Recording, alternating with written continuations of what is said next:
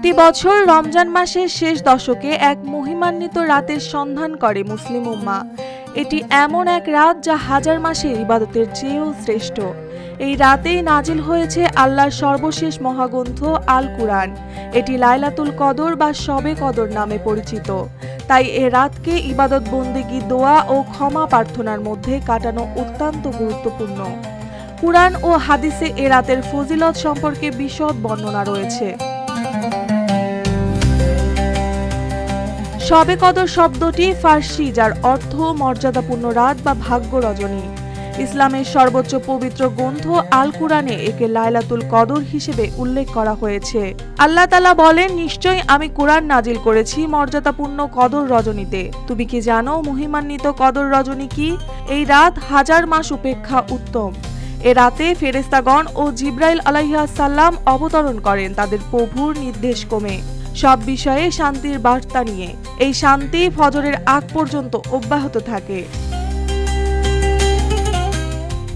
রমজানের শেষ দশকে বিজোড় রাতগুলোতে, বিশেষ করে 21, 23, 25, 27 ও 29তম রাতে শবে কদর তালাশ করতে বলেছেন মহানবী হযরত মুহাম্মদ সাল্লাল্লাহু আলাইহি ওয়াসাল্লাম।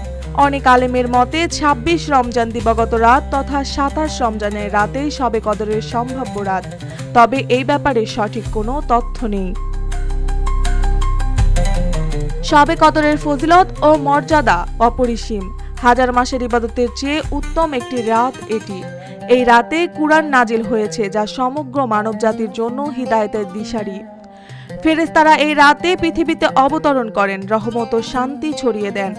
যারা এ রাতে ইবাদত করবে তারা অতীতের গুনাহ থেকে ক্ষমা পাবে। রাসূলুল্লাহ সাল্লাল্লাহু আলাইহি ওয়াসাল্লাম বলেছেন, যে ব্যক্তি কদরের রাতে ঈমান ও আন্তরিকতার সঙ্গে ইবাদত করবে তার পরবর্তী সমস্ত গুনাহ মাফ করে দেওয়া হবে। এই রাতে ইবাদত বন্দেগীর মাধ্যমে আল্লাহর কাছে ক্ষমা প্রার্থনা করা উচিত। এই রাতে বেশি বেশি নফল নামাজ আদায় করা উচিত, যার মধ্যে তাহাজ্জুদ, সালাতুল তাসবিহ, সালাতুল হাজত অন্যতম। এই রাতে কুরআন তেলাওয়াত করা সবচেয়ে উত্তম আমল। দোয়া হাদিসে এসেছে, আয়েশা রাদিয়াল্লাহু আনহু রাসূলুল্লাহ সাল্লাল্লাহু আলাইহি ওয়াসাল্লামকে জিজ্ঞেস করেন, হে আল্লাহর রাসূল, যদি আমি শবে কদর পেয়ে যাই তাহলে কি দোয়া পড়ব? তিনি বলেন, হে আল্লাহ, আপনি ক্ষমাশীল, ক্ষমা করতে ভালোবাসেন, অতএব আমাকে ক্ষমা করে দিন।